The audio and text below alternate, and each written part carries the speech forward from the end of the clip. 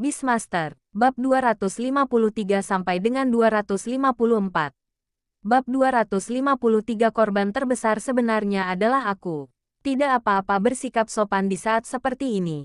Tapi kita tidak bisa bersikap sopan saat kita membutuhkan hasil. Jiang Hang memikirkannya dan menyadari bahwa memang demikianlah adanya. Kalau begitu, Xiao Qian dan aku serahkan hidup kami padamu. Jiang Hang segera memberikan Qianji ke tangan Qiao Bai dan berbicara cepat. Qiao Bai menatap Jiang Hang dengan tatapan tak bisa berkata-kata. Kamu benar-benar bersikap kasar sekarang setelah kukatakan kamu kasar. Hehe, Jiang Hang menyeringai pada Qiao Bai. Hubungan macam apa yang ada di antara kita? Apa kita perlu seserius ini? Qiao Bai, saya pikir itu masih diperlukan. Meski berkata begitu, Qiao Bai tidak membuang Qianji yang diterimanya. Dia meremas benda kecil itu. Bagaimana cara mengatakannya? Meski rasanya tidak seenak ubur-ubur kecil, itu tidak sesulit yang dibayangkannya. Kekerasan dan kelembutan sedang. Ini adalah mainan penghilang stres yang bagus. Memikirkan hal ini, Qiao Bai mencubitnya 2 kali lagi. Mari kita cari cara untuk mengisi kembali energinya dulu. Qiao Bai berpikir keras. Bagaimana Anda mengisi kembali energi makhluk gaib yang memakan potongan-potongan yang terbuang? Ketika sampai pada hal-hal yang tidak dipahami Qiao Bai, mata Qiao Bai terlihat sedikit bingung. Kemudian Qiao Bai menatap malaikat di sampingnya. Ya, Jiang Hang tidak tahu apa yang dipikirkan Qiao Bai. Melihat Qiao Bai menerima Qianji tanpa rasa jijik, dia akhirnya merasa lega. Karena Qiao Bai telah mengambil alih, seharusnya tidak ada masalah besar. Kalau begitu aku akan mencari tempat tinggal dulu. Jiang Hang merasa lega menyerahkan Qianji kepada Qiao Bai. Dia melambaikan tangan ke arah Qiao Bai. Dan tanpa menunggu Qiao Bai berbicara, dia berlari keluar tanpa menoleh ke belakang. Seolah-olah dia mengenal jalan itu. Apakah Anda masih ingin bertanya pada Qiao Bai? Dia sangat akrab dengan lembaga penelitian Qiao Bai. Lagi pula, ini bukan pertama kalinya aku datang ke sini. Qiao Bai menatap Qianji lalu menatap malaikat itu. Petik 2 titik. Tuan binatangmu sungguh hebat, kata Qiao Bai dengan nada ambigu. Qianji tidak bereaksi, bahkan tidak membalikkan badan, seolah dia tidak mengerti apapun. Angel, apakah kamu punya ide? Qiao Bai mengalihkan perhatiannya ke malaikat. Keterampilan bawaannya berguna sebagian besar waktu, tetapi ia masih menghadapi beberapa masalah rumit sesekali. Sama seperti Qianji di depan kita, itu adalah makhluk luar biasa yang belum pernah dilihat atau disentuh Qiao Bai sebelumnya. Akhirnya, kita hanya bisa meminta bantuan pada malaikat. Malaikat itu menatap Qianji dengan mata yang tidak jelas untuk waktu yang lama. Qianji yang sebelumnya tidak bergerak, mulai bergerak perlahan di telapak tangan Qiao Bai. Qianji awalnya menghadapi malaikat. Qianji bergerak sedikit demi sedikit, membelakangi malaikat. Qiao Bai dan malaikat saling memandang. Baiklah, saat itu, kata malaikat itu, pakai saja aku. Itu bisa menyerap energi malaikat dengan cukup. Saya tidak tahu apakah itu ilusi Qiao Bai. Tetapi Qiao Bai selalu merasa ada sedikit misteri dalam suara malaikat itu. Qiao Bai berhenti sejenak, melihat ke arah malaikat itu dengan rasa ingin tahu. Mengapa? Apakah ada yang istimewa dari makhluk luar biasa dari ras Qianji? Qiao Bai yakin itu bukan ilusinya. Sikap malaikat itu terhadap Qianji agak aneh. Qianji adalah makhluk supernatural yang sangat istimewa. Awalnya, ia adalah partikel elektromagnetik yang melayang di udara. Qiao Bai, kebaikan. Qiao Bai membuka matanya lebar-lebar. Mengapa dia merasa seperti tiba-tiba mendengar berita besar? Tidak semua partikel elektromagnetik dapat berevolusi menjadi mesin 1000. Hanya partikel elektromagnetik yang berhasil menyerap energi makhluk mitos yang dapat berevolusi menjadi mesin 1000. Qiao Bai, tangan Qiao Bai yang memegang Qianji sedikit gemetar. Qiao Bai tahu betapa sulitnya menyerap energi makhluk mitos dan betapa langkanya makhluk itu. Lagi pula, dia secara pribadi telah melakukan kontak dekat dengannya. Namun Qiao Bai tidak menduganya. Kelahiran makhluk luar biasa Qianji sebenarnya terkait dengan makhluk mitos. Kelahiran Qianji melambangkan kegagalan dampak biologis yang luar biasa. Di antara jutaan partikel elektromagnetik, hanya sedikit yang berhasil menyerap energi mistis yang dapat menyelesaikan evolusi terakhirnya. Satu hal mengarah ke hal lainnya. Qianji benar-benar bisa bereproduksi sendiri. Qiao Bai sedikit bingung. Dalam hal ini, dia benar-benar tidak tahu sebanyak malaikat. Qiao Bai tidak keberatan menanyakan beberapa pertanyaan lagi. Para malaikat tidak tahu bagaimana Qianji bisa bereproduksi. Mungkin karena sudah bertahun-tahun berlalu, Qianji telah mengembangkan kemampuan baru untuk bereproduksi. Mungkin sang guru dapat menyelidikinya. Malaikat itu mengucapkan kata-kata yang paling penuh pertanyaan dengan nada yang paling mengiyakan. Qiao Bai terdiam sesaat. Qiao Bai menyentuh dagunya. Mungkin, bakat dan keterampilan tidak terlihat pada pandangan pertama. Malaikat, itu tidak tahu. Kamu tidak perlu disebutkan. Qiao Bai sebenarnya sedikit tertarik. Penelitian, ini mungkin. Memakai Qianji tidak akan membahayakanmu, kan? Namun, sebelum mempelajari Qianji, Qiao Bai terlebih dahulu memperhatikan hal lain. Apakah energi dalam tubuh Anda akan terpengaruh? Tidak masalah. Makhluk supernatural kecil seperti Qianji hanya bisa menyerap sedikit, sangat sedikit, sampai-sampai nilainya kurang dari 0,01% energi makhluk mitos. Jadi evolusi dari partikel elektromagnetik menjadi kilomesin sangatlah sulit. Saat masih dalam bentuk partikel elektromagnetik, sulit baginya untuk mengendalikan hasratnya terhadap energi makhluk mitos. Saya tidak sengaja menyerap sedikit lebih banyak. Meninggal seketika, reinkarnasi, tidak akan ada banyak kekhawatiran. Qiao Bai terbatuk 2 kali. Mengapa dia merasa bahwa malaikat itu memiliki mulut yang agak beracun?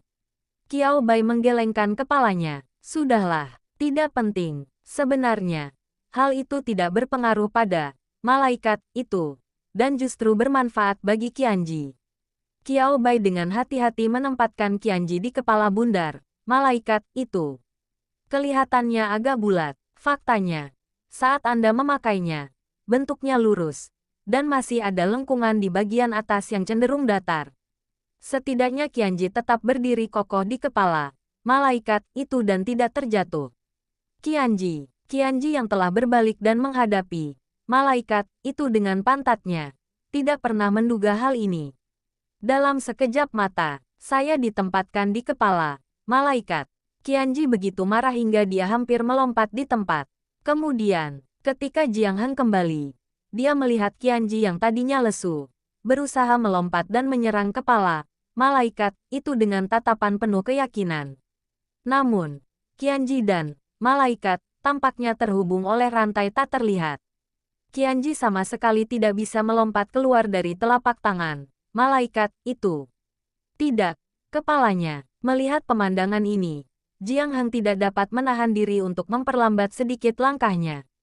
Petik 2 titik. Kau benar-benar pekerja ajaib. Berjalan ke sisi Qiao Bai. Jiang Heng menatap Qiao Bai dengan tatapan rumit yang tak terlukiskan. Bahkan tatapan yang diberikannya pada Qiao Bai tampak rumit. Tidak mungkin itu tidak rumit. Siapa sangka, sudah berapa lama dia pergi. Qianji yang sebelumnya lesu dan tampak setengah mati, tiba-tiba menjadi penuh energi. Qianji melihat Beastmaster-nya datang dan menoleh ke arah Jiang Heng untuk meminta bantuan. Guluji, membantu. Dia tidak mau tinggal dengan pria bermata besar ini. Jiang Heng samar-samar merasakan sedikit emosi terhadap malaikat yang datang dari Qianji. Tidak begitu yakin apa itu. Jiang Heng memperhatikan penampilan Qianji yang energi dan menyentuh dagunya. Apakah Xiao Qian senang? Jiang Heng memandang Qianji. Lihatlah, malaikat, itu lagi. Jiang Heng mengangguk, mengonfirmasi tebakannya. Qianji, marah.jpg. Senang, tidak senang sama sekali tidak menyenangkan. Qiao Bai, yang tahu pikiran Qianji yang sebenarnya. Kebaikan, ini adalah masalah yang sangat rumit. Qiao Bai tidak memperdulikannya. Sekian dulu, Angel, Qianji ada di tanganmu untuk saat ini. Malaikat itu berkedip pada Qiao Bai, tetapi tidak berbicara di depan Jiang Heng. Qiao Bai tersenyum. Kepercayaannya pada Jiang Heng adalah satu hal. Dalam beberapa hal, menyimpan sesuatu untuk Jiang Heng adalah masalah yang sama sekali berbeda. Benar, melihat Qianji kembali bersemangat, Jiang Heng tidak terlalu memikirkan Qiao Bai yang menempatkan Qianji di malaikat. Apa yang terjadi di ruangan di belakangmu? Jiang Heng teringat pada saat dia bergegas datang dengan penuh semangat dan melihat reruntuhan itu. Ada sedikit keheningan di matanya. Kecelakaan. Qiao Bai menceritakan secara singkat apa yang terjadi sebelumnya. Saya sedang merenovasi. Saya tidak menyangka akan ada tamu yang datang selama liburan. Qiao Bai mengerjap dan menatap Jiang Heng dengan tatapan polos. Bagaimana kalau kamu lakukan saja di ruang konferensi sekarang? Jiang Heng, kamu bisa menginap di hotel kalau kamu mau, kata Qiao Bai lagi. Jiang Heng melambaikan tangannya. Lupakan saja. Lupakan saja. Aku akan pergi ke ruang konferensi saja. Soal kehamilan Xiao Qian, aku tidak tahu persis bagaimana dia menjalaninya. Tapi lebih baik aku mencari tahu denganmu. Jiang Heng berkata dengan serius.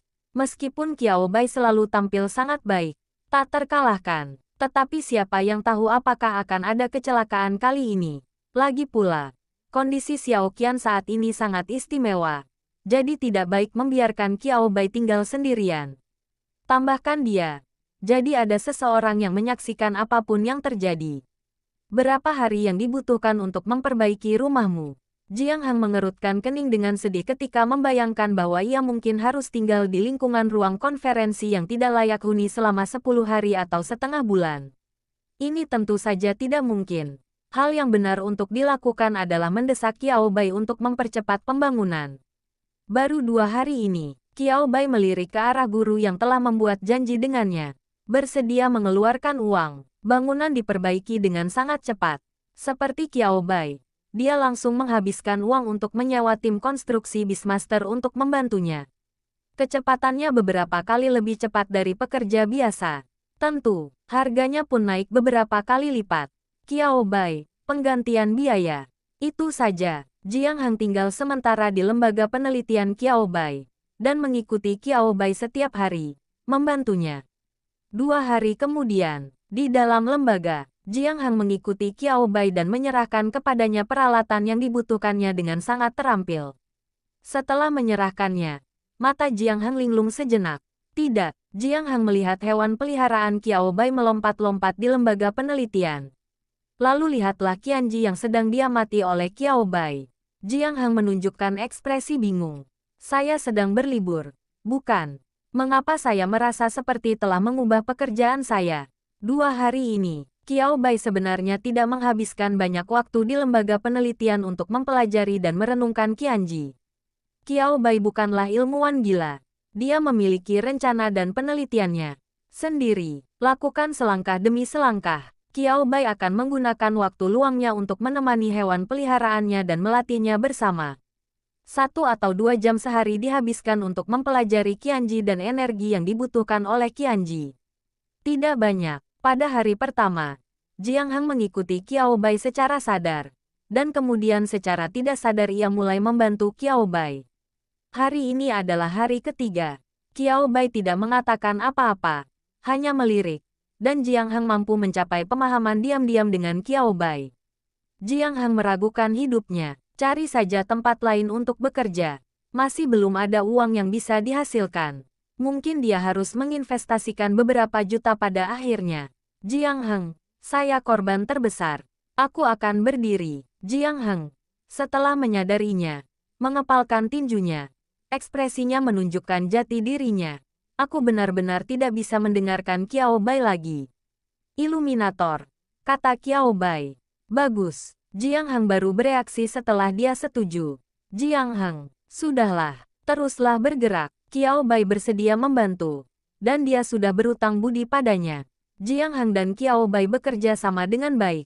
Setelah melakukan penelitian singkat selama 2 hari terakhir, Qiao Bai menemukan beberapa hal yang sangat menarik dari Qianji.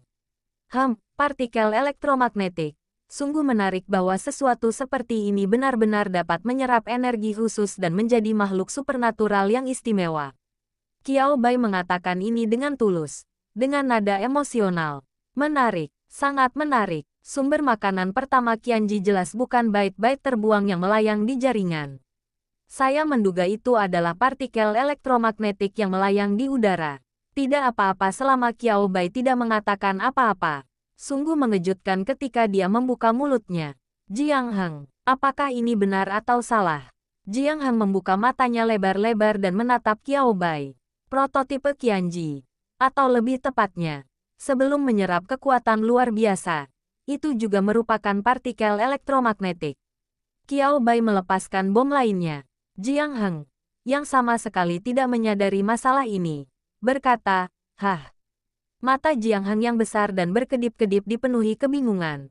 Ini, partikel elektromagnetik, prototipe Qianji. Benar-benar, jika memang demikian, dapatkah manusia menemukan cara untuk menciptakan ribuan mesin lagi?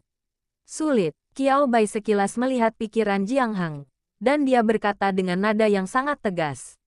Sulit, sangat sulit, hampir mustahil. Partikel elektromagnetik berevolusi menjadi ribuan mesin, yang pasti telah menyerap energi makhluk mitos.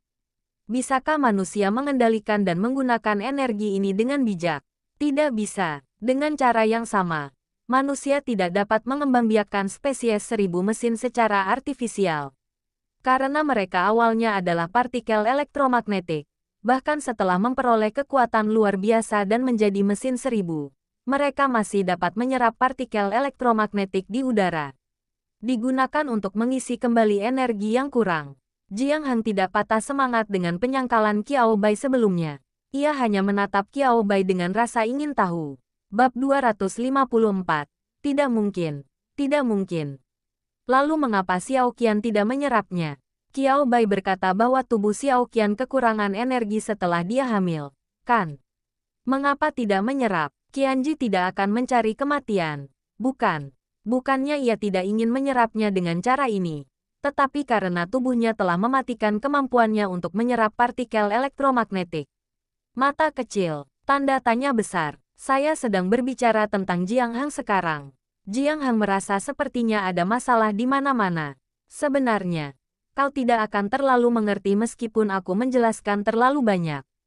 Dengarkan saja kesimpulannya. Qiao Bai sekilas melihat kebingungan Jiang Heng. Dia menyimpan peralatan di tangannya dan meletakkan Qianji kembali di kepala malaikat itu. Burung gagak kecil itu mengepakkan sayapnya dan mendekat. Meskipun 2 hari telah berlalu, namun Xiao Wu masih banyak yang tertarik dengan hewan peliharaan ini, yang bukan milik Beastmaster-nya. Qianji, jika mata kecilnya tidak begitu kecil, Qianji pasti sudah menutup matanya sejak lama. Jiang Heng mengangguk setelah mendengar ini. Oke, memang, dia bingung dengan keseluruhan proses itu. Lebih baik dengarkan saja kesimpulannya. Tepat saat itu, tiba-tiba terdengar suara keras di luar lembaga penelitian Qiao Bai. Qiao Bai, Jiang Heng, hewan peliharaan Qiao Bai. Kebaikan, apa yang sedang terjadi? Apakah kedengarannya agak berisik? Qiao Bai berjalan menuju pintu. Begitu Qiao Bai mulai bergerak, hewan peliharaan yang sebelumnya tersebar di lembaga penelitian langsung mengikutinya. Xiao Wu, burung gagak kecil, ulat kucing, ular putih kecil, ubur-ubur kecil, dan malaikat, semuanya lebih pintar dari yang lain. Tak seorang pun dari mereka yang lupa. Sebelum berkedip, pemimpin binatang mereka menghilang. Meskipun Qiao Bai kembali dengan selamat, hewan peliharaannya mengalami masalah kecil. Burung gagak kecil akan menjadi sangat gugup jika mendapat gangguan sekecil apapun. Ubur-ubur kecil itu memanfaatkan kemampuan terbang dan ukurannya yang kecil dan bertengger tepat di atas kepala Qiao Bai. Setelah berevolusi, gagak kecil itu semakin membesar. Saking besarnya, ia meringkuk di pelukan Qiao Bai. Ia tak kuasa menahan diri untuk menatap ubur-ubur kecil itu dengan rasa iri dan cemburu. Xiao Wu, sialan, burung itu juga ingin menjadi kecil dan bersarang di tubuh sang Beastmaster. Di tempat yang tidak disadari Qiao Bai, tampak ada bayangan api menyambar tubuh Xiao Wu. Buka pintunya. Qiao Bai awalnya mengira bahwa tim Beastamerlah yang bertanggung jawab membangun kembali dan merenovasi asrama. Saya tidak menyangka akan melihat 2 orang asing. Anda, Qiao Bai menatap pria dan wanita di depannya dengan tatapan bingung. Salah satu dari kedua orang ini adalah seorang wanita yang mengenakan setelan kecil dan rok ketat dengan gaya rambut yang sangat profesional.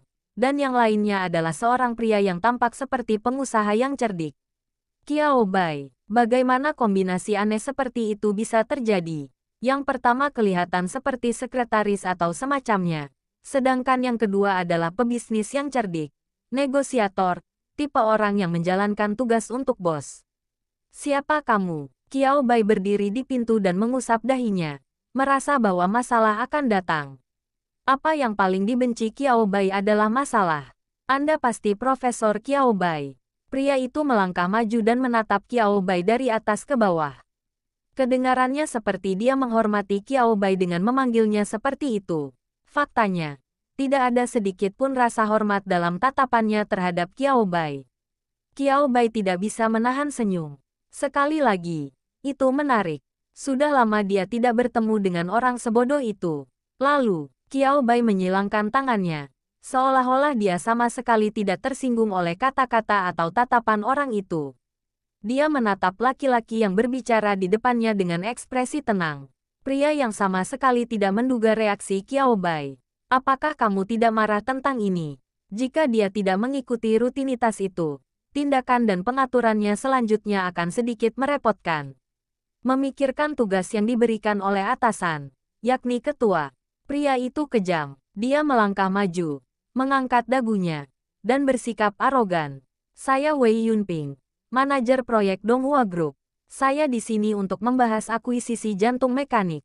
Qiao Bai. Wei Yunping menyipitkan matanya dan berbicara dengan nada merendahkan. Ketua, kami tahu bahwa identitas Profesor Qiao Bai bukanlah orang biasa, tapi grup Donghua.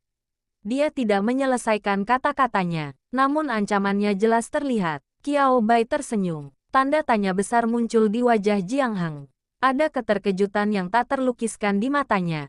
Astaga, astaga, Jiang Heng benar-benar ingin berteriak keras. Tidak, apakah ini benar atau salah? Seseorang benar-benar berani datang dan mengancam Qiao Bai. Apakah ini benar-benar tidak takut mati? Meskipun Jiang Heng tidak tahu alasan mengapa Tuan Feng menghargai Qiao Bai di markas besar aliansi penjinak binatang. Namun Jiang Heng tahu, Qiao Bai bukanlah orang yang mudah menyerah. Peneliti tingkat kedua, Profesor Penelitian Hewan Peliharaan Termuda. Mungkin tidak semua orang tahu bahwa Tuan Feng menghargai Qiao Bai. Tetapi semua orang harus tahu kejayaan yang telah dibawa Qiao Bai bagi dirinya sendiri. Seorang profesor hewan peliharaan yang masih muda. Seorang jenius muda. Apakah benar-benar ada orang yang berani menyinggung?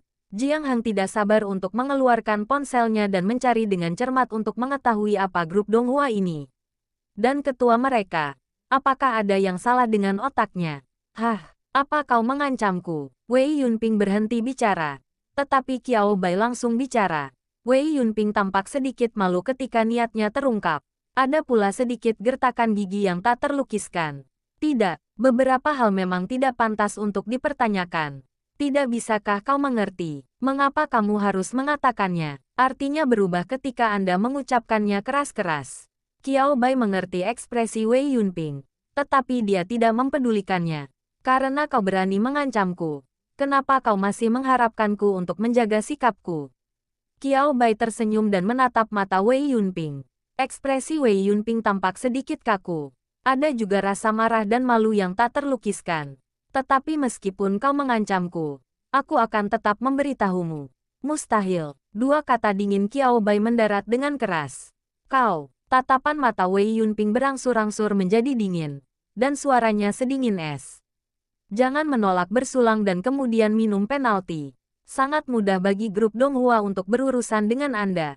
Qiao Bai tersenyum ketika mendengar ini. Cukup menarik. Qiao Bai tidak marah sama sekali. Amarah. Marah karena malu, merasa terhina. Qiao Bai hanya berpikir itu konyol. Melihat Qiao Bai hendak mengatakan sesuatu, wanita yang tampak seperti sekretaris yang berdiri di sebelah Wei Yunping berdiri. Halo, Profesor Qiao Bai. Saya Suyan, sekretaris ketua, kata Suyan sambil tersenyum. Meskipun senyum ini sangat formal, namun dibandingkan dengan sikap Wei Yunping, sikapnya jauh lebih baik. Tatapan yang diberikannya pada Qiao Bai dipenuhi dengan rasa hormat. Saudara Wei tidak bisa bicara lagi. Saya minta maaf atas namanya. Aku janji, kali ini kami datang dengan sepenuh hati. Mengenai jantung mekanik, kami akan membuka dunia yang bahkan tak terbayangkan. Qiao Bai mengulurkan tangannya dan memberi isyarat berhenti. Menyela ucapan Suyan yang terdengar sangat terorganisir dan tulus, berhenti. Suyan berhenti seketika. Qiao Bai menatap Suyan dengan senyum tipis di matanya. Tidak, era apa ini? Apakah menurutmu trik yang satu berperan sebagai polisi baik dan yang satu lagi sebagai polisi jahat masih berhasil? Qiao Bai bahkan tidak melihat ekspresi tidak senang dari Suyan dan Wei Yunping. Dilanjutkan, atau apakah Anda sedang melatih anjing? Kencan manis setelah pemukulan. Tidak mungkin. Tidak mungkin.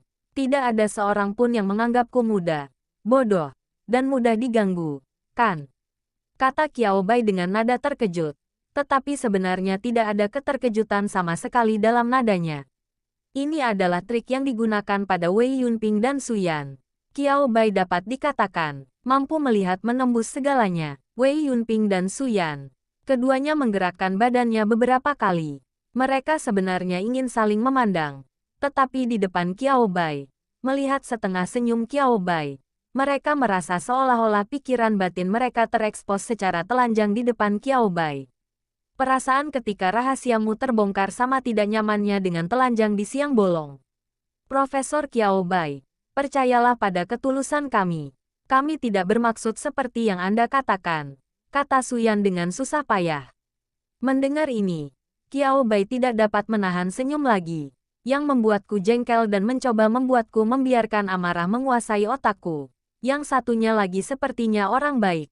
Dia benar-benar membiarkan temannya mengatakan semua yang perlu dia katakan sebelum dia turun tangan untuk menghentikannya. Kalian mengatakan crosstalk. Kalau Qiao Bai jahat, dia benar-benar jahat. Kalau begitu, kelompokmu benar-benar tidak memenuhi syarat. Baik itu peran pendukung maupun peran lucu. Kemampuanmu tidak memadai. Wei Yunping, kamu. Wei Yunping tiba-tiba mengarahkan jarinya ke arah Qiao Bai. Matanya penuh amarah. Seolah-olah dia benar-benar marah. Ayo, teruskan. Qiao Bai bertepuk tangan. Tampak sangat santai. Seolah-olah sedang menikmati pertunjukan monyet baru. Kemarahan Wei Yunping tiba-tiba menjadi sedikit tidak koheren. Dia tidak dapat menahan diri untuk mengeluh dalam hatinya. Ketua, ini sungguh terlalu sulit baginya. Profesor Qiao Bai, jelas bukan orang yang mudah menyerah. Tidak peduli bagaimana Anda memikirkannya. Dong Tianyi sangat marah karena kehilangan harta karun itu. Jantung mekanis. Harta karun yang dapat terus-menerus menghasilkan makhluk dengan sifat mekanik yang luar biasa. Hanya memikirkannya saja, Dong Tianyi tahu betapa berharganya benda ini. Kalau saja saya bisa memiliki jantung mekanis. Dong Tianyi berani menjamin bahwa tidak akan lama lagi sebelum dia bisa membawa Donghua Group ke jajaran teratas. Tidak mau menyerah. Dong Tianyi memutuskan untuk menyerang Qiao Bai. Kecualikan Wei Yunping dan Suyan. Seperti apa yang dikatakan Qiao Bai. Salah satu dari kedua orang ini berperan sebagai orang baik, dan yang lain berperan sebagai orang jahat. Cobalah untuk menghancurkan hati Qiao Bai dalam waktu sesingkat mungkin dan memaksa Qiao Bai untuk menjual jantung mekanik. Mendengus. Jadi bagaimana jika dia seorang peneliti level 2? Pikiran Wei Yunping terlintas dengan kata-kata Dong Tianyi, yang membuat rencana saat itu. Dong Tianyi duduk di lantai atas kantor pusat kelompok. Silangkan lengan Anda. Ketika Qiao Bai disebutkan, wajahnya dipenuhi dengan kecemburuan, distorsi, dan semacam penghinaan yang merendahkan. Aku sebenarnya nggak bisa menyerangnya secara terbuka, tapi semakin dia jago riset hewan peliharaan, semakin buruk dia dalam hal-hal lain, haha. Ide Dong Tianyi sangat sederhana. Sungguh menakjubkan bahwa Qiao Bai bisa menjadi profesor hewan peliharaan di usia yang begitu muda. Namun ini juga menjelaskan, Qiao Bai tidak pernah benar-benar memasuki masyarakat. Mereka bahkan kurang memahami cara hidup dunia dan kejahatan sifat manusia. Selain itu, Qiao Bai masih muda dan baru saja lulus sekolah. Jadi dia masih seorang anak laki-laki.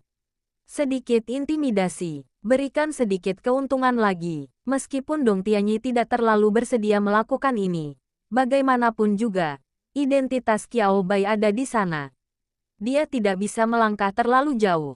Untuk tujuan ini, Dong Tianyi secara khusus menyiapkan beberapa sumber daya yang tampaknya sangat mahal tetapi sebenarnya tidak berguna, siap digunakan untuk ditukar dengan Qiao Bai.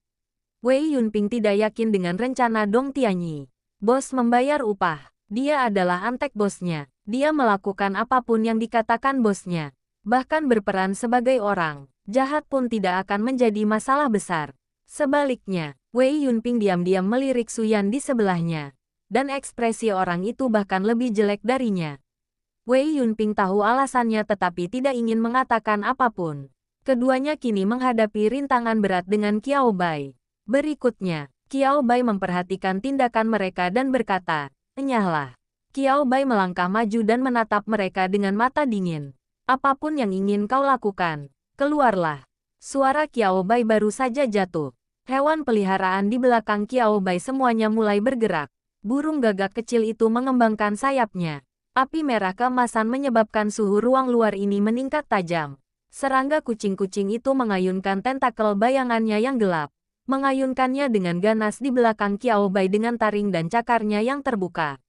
Tampaknya ia dapat melahap musuh-musuh Qiao Bai kapan saja. Mata emas ular putih kecil itu terkunci pada Wei Yunping dan Su Yan, membuat mereka bergidik. Lidah ular yang disemburkan sesekali memberi mereka rasa krisis.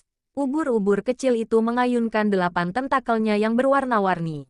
Kelihatannya tidak berbahaya, tapi saya tidak tahu mengapa. Indra keenam Wei Yunping dan Su Yan tampak berteriak, seolah-olah mereka telah bertemu dengan musuh alami yang tidak dapat mereka hadapi atau lawan. Akhirnya, ada seorang malaikat yang mengikuti Qiao Bai dengan benda tak dikenal di kepalanya. Mata mekanis menatap mereka, seolah-olah dia menghakimi mereka atas dosa-dosa mereka. Wei Yunping, yang awalnya ingin menggunakan hewan peliharaannya Qian-Qian untuk mengancam Qiao Bai, berkata, "Tak berani bergerak, tak berani bergerak." Rasanya jika dia bergerak sedikit saja, dia akan dicabik-cabik oleh hewan peliharaan di depannya dalam sedetik berikutnya. Wei Yunping segera mengangkat tangannya. Butiran keringat menetes di dahinya. Aku pergi sekarang. Jangan lakukan apapun padanya. Dia sebenarnya hanya seorang pekerja." Qiao Bai tersenyum. "Datang dan pergi sesukamu. Apakah menurutmu sungguh dia mudah diganggu?" "Diam, aku sudah mengirim pesan ke aliansi penjinak binatang," kata Qiao Bai dengan tenang. Namun, ketika Wei Yunping dan Su Yan mendengar apa yang dikatakan Qiao Bai, ekspresi mereka tidak begitu tenang. "Apa? Kirim pesan ke Beastaming Alliance. Apa yang sedang dilakukan Qiao Bai? Untungnya, aku sudah memasang kamera pengawas di pintu masuk institutku. Jadi aku tidak takut kau tidak mengakuinya." Qiao Bai tersenyum dan berbicara lembut. Tetapi kata-kata yang keluar dari mulutnya membuat mereka merasa kedinginan. Qiao Bai mengangkat matanya dan melakukan kontak mata dengan Wei Yunping di depannya. "Kau tidak benar-benar berpikir bahwa setelah kau datang ke sini untuk mengancamku, kau bisa lolos begitu saja?"